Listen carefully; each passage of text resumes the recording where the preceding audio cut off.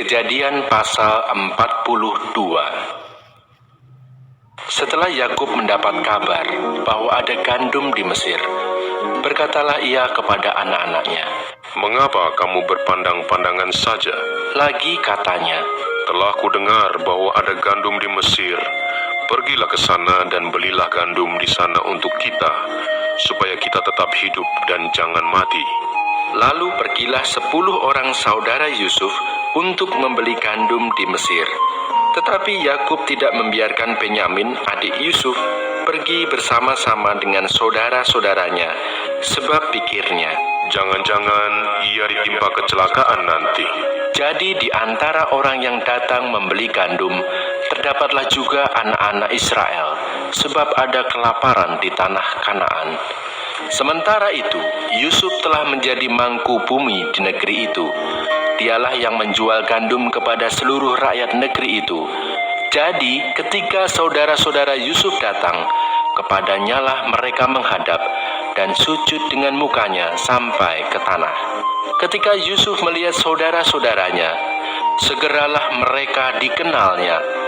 Tetapi ia berlaku seolah-olah ia seorang asing kepada mereka. Ia menegur mereka dengan membentak. Katanya, "Dari mana kamu?" Jawab mereka, "Dari tanah Kanaan untuk membeli bahan makanan." Memang Yusuf mengenal saudara-saudaranya itu, tetapi dia tidak dikenal mereka. Lalu teringatlah Yusuf akan mimpi-mimpinya tentang mereka. Berkatalah ia kepada mereka, "Kamu ini pengintai. Kamu datang untuk melihat-lihat di mana negeri ini tidak dijaga." Tetapi jawab mereka, "Tidak, tuanku, hanyalah untuk membeli bahan makanan hamba-hambamu yang datang. Kami ini sekalian anak dari satu ayah. Kami ini orang jujur. Hamba-hambamu ini bukanlah pengintai." Tetapi ia berkata kepada mereka, "Tidak, kamu datang untuk melihat-lihat di mana negeri ini tidak dijaga."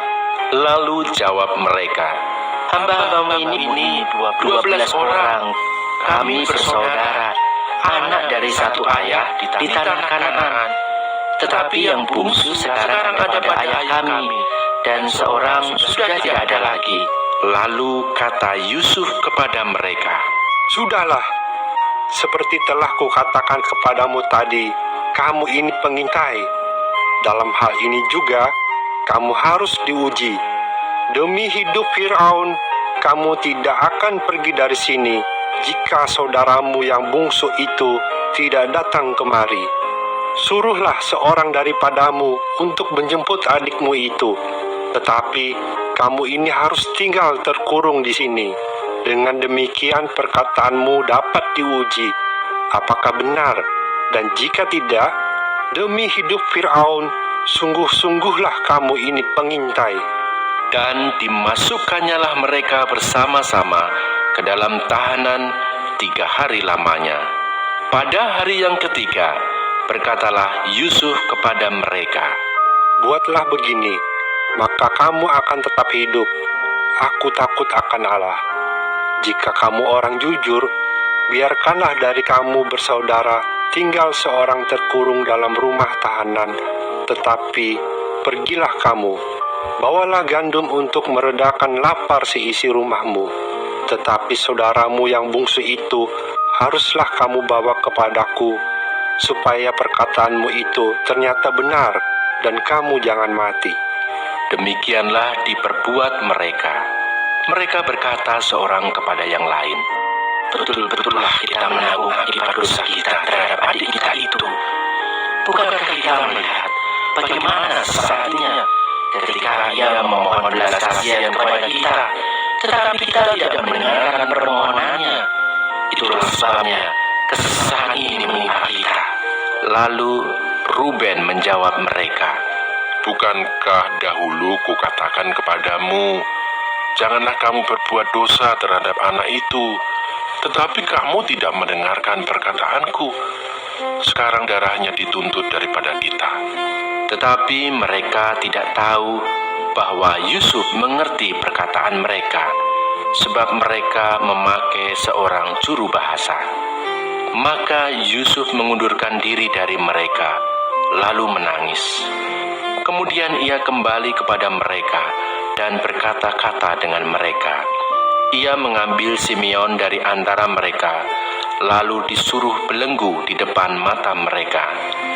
Sesudah itu, Yusuf memerintahkan bahwa tempat gandum mereka akan diisi dengan gandum dan bahwa uang mereka masing-masing akan dikembalikan ke dalam karungnya, serta bekal mereka di jalan akan diberikan kepada mereka.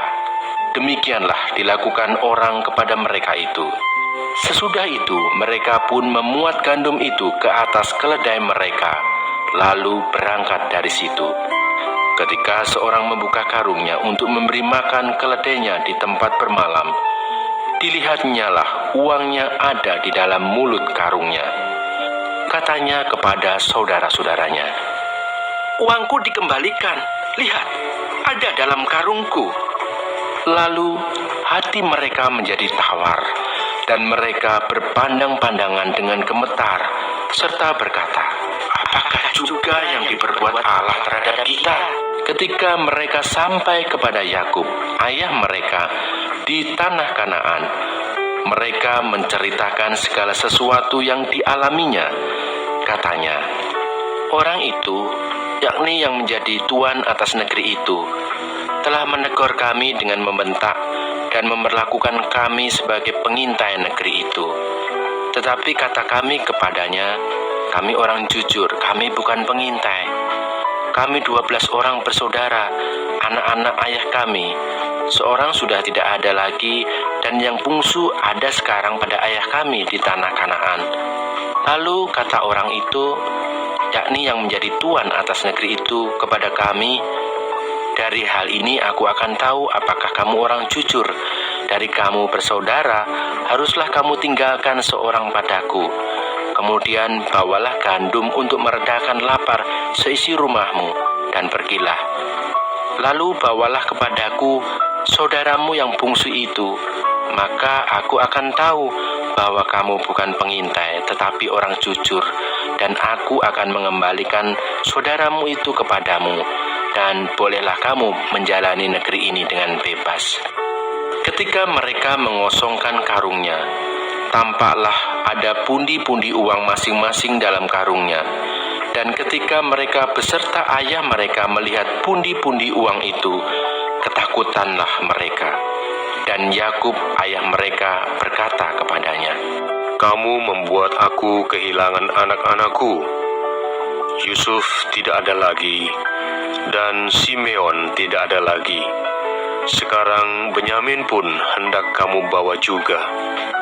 Aku inilah yang menanggung segala-galanya itu."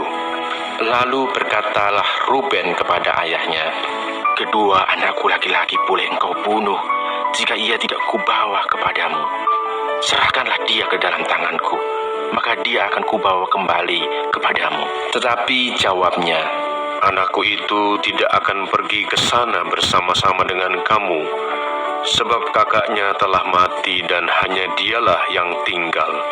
Jika dia ditimpa kecelakaan di jalan yang akan kamu tempuh, maka tentulah kamu akan menyebabkan aku yang ubanan ini turun ke dunia orang mati karena duka cita."